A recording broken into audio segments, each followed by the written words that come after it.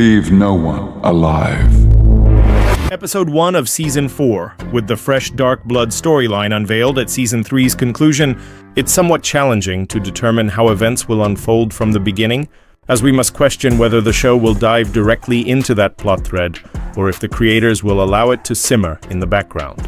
It could also simply be much ado about nothing that gets resolved in 5 minutes, with its sole purpose being to generate hype for Season 4 and nothing more. If I had to guess how this season will commence, I believe it will start with whatever is meant to occur with the fresh narrative thread. But I also don't believe that the storyline will be extremely lengthy or significant or anything of that nature. I think it'll simply be a less crucial mini-arc similar to the one where Battle Beast was introduced, setting up seeds for Dinosaurus. I also believe this mini-arc is leading toward Dinosaurus now because Dinosaurus just shows up in the comics without explanation, and there's nothing clarifying the character's origins, and if there is, it wasn't memorable or noteworthy, as I've forgotten. I think Dinosaurus originating from hell or something connected to it, despite his philanthropic ultimate goals, could contribute much more to the character. Naturally, this story beat will follow Mark as he's on Earth, and he'll deal with whatever occurs there. I anticipate all of this to be in Episode 1, now returning to the main storyline of Invincible. Episode 2 will commence with us going back to Nolan and Alan's journeys from issue 66 to the conclusion of issue 67. Every single element, including Space Racer's debut, the history of the Viltrumites, and more being addressed with the second episode of the series. It concludes with the Scourge virus being revealed and Theatis warning Nolan that he'll deploy it, if necessary, against the Viltrumites, even if it demands his own life to be given up. I think this is the ideal way to wrap up the second episode, as this season will be Viltrumite focused and its climax will be the Viltrumite War. It shows us precisely what to anticipate. Although this is only 2 issues in 1 episode, I think it's obvious that all those journeys that Nolan and Alan experienced within the time frame of those 2 issues will most likely be elaborated upon, especially since them being close friends is a quite important plot element to the story. Episode 3 will function as an episode to provide us with plenty of Mark on Earth before he gets ready to depart for the Viltrumite War. This means that Episode 3 will be addressing the debut of Dinosaurus, which functions as a perfect opening scene into the episode. I mean, Mark lifting the boulder and being attacked by dinosaurs out of nowhere and then overwhelmed by his philosophy right afterward is an excellent way to draw us in. We'll need to get something that hints to Dinosaurus being a being from hell to wrap up that fresh story arc from Episode 1 as well. We'll then get the meal that includes the discussion between Mark and Eve's father, conquest, healing, and departure from Earth, and the return of the sequence. All of these conflicts will be finished by the time this episode concludes, and we'll get Cecil returning at Mark's house at the end of Episode 2 as a cliffhanger. This episode will address issues 68 through 70. I also think there's a possibility that the Wolfman and Invincible team-up issue can show up during one of these episodes, but not really, only because if they were planning to do that, they would have done it before the Invincible War in order to give his appearance during that event some additional impact. I could be mistaken, though. Episode 4 has us entering the preparations for the Viltrumite War. I think the show is going to add much more to the events of issue 71. In the comics, the build-up to the Viltrumite War is practically non-existent. You sort of knew it was going to occur because of Conquest escaping and giving Earth a thorough look before doing so, but that's about it. So I think for Episode 3, we'll start with the Flaxen invasion that's going to finish in about 3 to 4 minutes, with Robot going through the portal. We then get the reunion between Omni-Man, Debbie, and Oliver. Not only this, but we also get the discussion between Mark and Eve before he departs. And we transition to the spaceship with all of our fighters.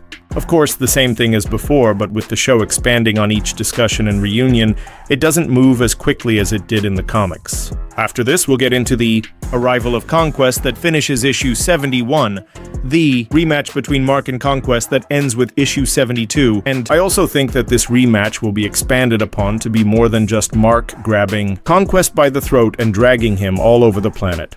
This episode ending with Mark and Conquest on the ground unconscious after their second extremely close battle. Episode 5 will open up with issue 73 and Theatis panicking over the apparent loss of Omni-Man, Mark, and Oliver, but he soon regains his composure. And we're reminded that there's more Viltrumites coming after the Coalition than just Conquest. And this will follow the original storyline of Omni-Man and Oliver bonding on the planet that Mark is recovering on. While the war is playing out with the other characters like Alan, Tech Jacket, and Thetis, I believe that Nolan and Oliver's discussions will remain the same, as it'll be quite lengthy in the show. But I'm pretty sure they're going to expand on Tech Jacket a fair bit, as this is the perfect time to do so while the main characters are on standby. We don't have a side comic for him like we did back then. And as for Alan, we're already well familiar with him, so he'll be the lead for the episode or something like that. Maybe we'll get more scenes with them fighting. I think episode 5 will be concluding in the first half of issue 74, where Mark finally awakens from his coma. I think this is the best way to approach it, as it gives us an entire episode to focus on the father-son relationship of Nolan and Oliver, while giving us plenty of content relating to the cast outside of Earth. Concluding with reintroducing Mark into the story, episode 6 will be picking up from where we left off with Mark awakening in the previous episode.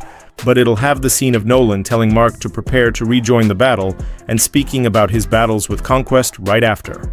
The two scenes will play in sequence, unlike in the comics where one of them plays, and then Tech Jacket's in bed with a girl, and that's interrupting the scene for some reason. They'll just play straight through this time around.